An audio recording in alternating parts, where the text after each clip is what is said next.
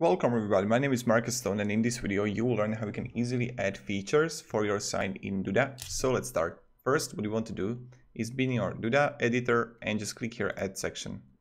Then you're gonna see here the second point is features.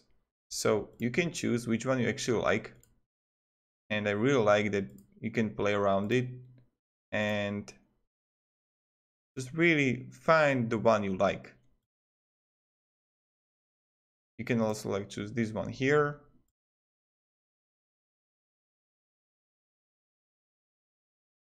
Or like this one here. Okay, click save. And then let's wait until it saves. And then you can see these are the 3 columns and you can edit the text.